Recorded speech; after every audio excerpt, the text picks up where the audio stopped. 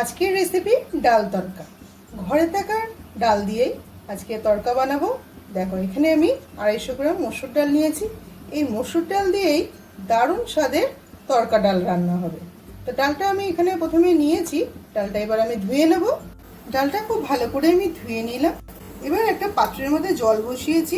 এই জলের মধ্যে ধুয়ে রাখা ডালটা দিয়ে ডালটা সিদ্ধ করে নেব। তবে ডালটা কি পর্যায়ে সিদ্ধ হবে তোমাদেরকে আমি দেখিয়ে দেবো।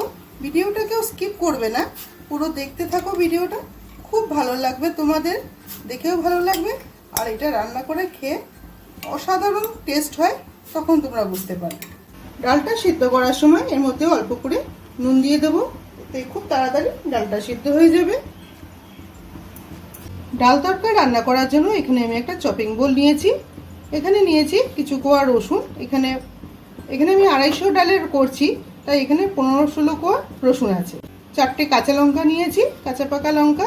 2টো বড় সাইজের পেঁয়াজ নিয়েছি, আর 1 ইঞ্চি আদা নিয়েছি। পেঁয়াজ ও আদাটা একটু ছোট করে কেটে নেব।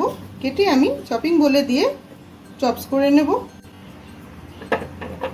আদা ও পেঁয়াজগুলো একটু ছোট করে কেটে নিলাম, এতে খুব সহজে খুব তাড়াতাড়ি চপস হয়ে যাবে।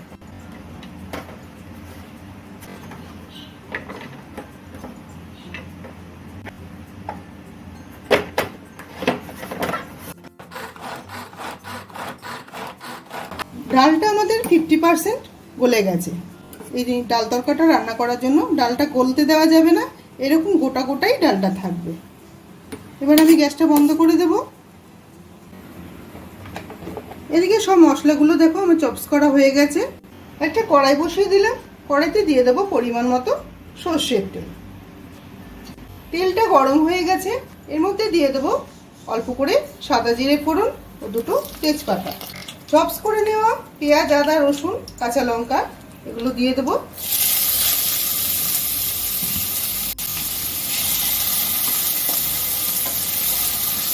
যেহেতু আমি ঘরে থাকা উপকরণ দিয়েই আমি ডাল তরকাটা রান্না করছি, এই জন্য আলাদা আলাদা করে আর দেখালাম না, একবারেই সব মশলাগুলো করে নিয়েছি।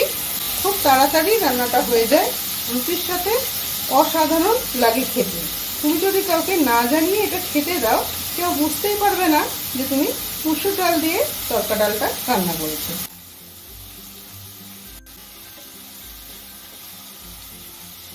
পেঁয়াজ, আদা, রসুনের কাঁচা গন্ধটা চলে যাওয়া অবধি আমি কষিয়ে নিলাম। এবার এর মধ্যে দিয়ে দেবো 2টো কুচিয়ে নেওয়া টমেটো, একদম ছোট করে কুচিয়ে নিয়েছি। আমি 250 গ্রাম ডালের পরিমাপ অনুযায়ী সব মশলাগুলো দেখালাম। তোমরা তোমাদের যেভাবে তোমরা বানাবে সেভাবে তোমরা বাড়িয়ে কমিয়ে নিতে পারো সব উপকরণগুলো। টমেটোটা সফট হওয়া পর্যন্ত আমি একটু নেড়ে নিলাম। এবার এর মধ্যে দিয়ে দেবো অল্প করে নুন, যেহেতু ডাল সিদ্ধ করার সময় আমি অল্প করে নুন দিয়েছিলাম। হলুদ গুঁড়ো, কালারের জন্য দেবো 1 চামচ কাশ্মীরি লাল লঙ্কার গুঁড়ো। অল্প করে দিয়ে দেবো কসুরি মেথি। এখানে আমি ব্যবহার করছি সানরাইজ পিওর তরকা মশলা।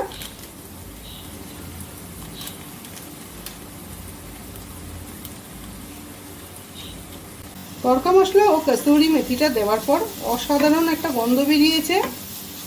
এইভাবে বানালে দেখে বা খেয়ে কোনোটাতেই বোঝার উপায় থাকবে না যে শুধু মসুর ডাল দিয়ে এই তরকা ডালটা বানানো। রুটির সাথে দারুণ ব্যাপার একটা। চারপাশ থেকে তেলটা রিলিজ হওয়া শুরু হয়ে গেছে। মশলাটা খুব সুন্দর করে কষিয়ে নিলাম। এবার আমি সিদ্ধ করে নেওয়া ডালটা এর মধ্যে দিয়ে দেবো।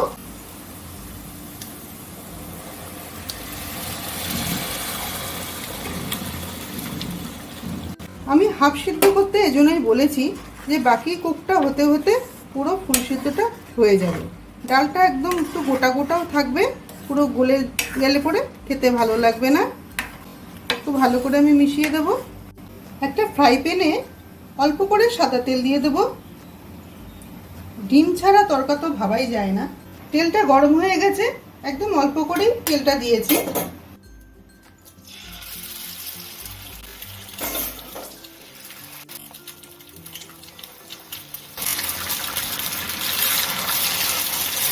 ভুজিয়া বানিয়ে নেব।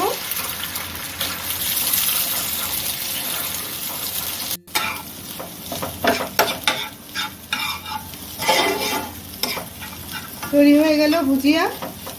সবার শেষে দিয়ে দেবো অল্প পরিমাণে গরম মশলার গুঁড়ো।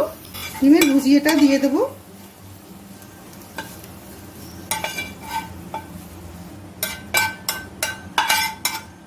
দিয়ে দেবো অল্প করে ফ্রেশ ধনেপাতা কুচি।